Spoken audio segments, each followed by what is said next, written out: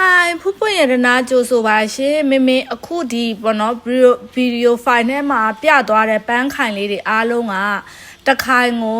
98,000ကျပ်ပဲကြပါမယ်ရှင်ဒါပေမဲ့မမေကအခုတအိုးမှာ3ခိုင်5ခိုင်ထိုးပြသွားတဲ့ပုံလေးတွေကိုမမေကပြပေးသွားတာပါနော်ရောင်စုံရှိတယ်ဒီဇိုင်းမျိုးစုံရှိတယ်အပွင့်လေးတွေရှိမယ်ရိုးရိုးဒီပန်းဒီအနီအစိမ်းပလဲလေးတွေရှိမယ်ဒီအိုးလေးတွေကတော့ဒီမင်းပြသွားတဲ့အိုးလေးတွေနဲ့ကတော့တချို့အိုးတွေကတော့မရှိဘူးပေါ့နော်မင်းတို့ဆိုင်ရာပန်းခိုင်တီးတန့်ရောင်းတာဖြစ်တဲ့အတွက်ပန်းတွေကတော့အခုပြသွားတဲ့ပန်းတွေအားလုံးကတော့ရှိတယ်ဘယ်ပန်းအောင်ပဲလိုချင်တစ်ခိုင်ကို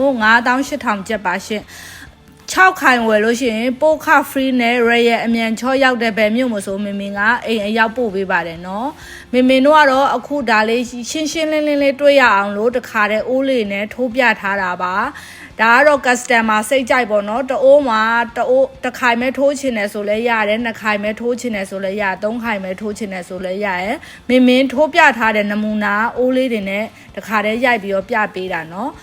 တအိုးမှာ3ခိုင်ထိုးနော်အလားဆုံးပါပဲရှင်3ခိုင်5ခိုင်ပေါ့နော်ပိုးဝေအောင်လို့ရှင်တခိုင်ကို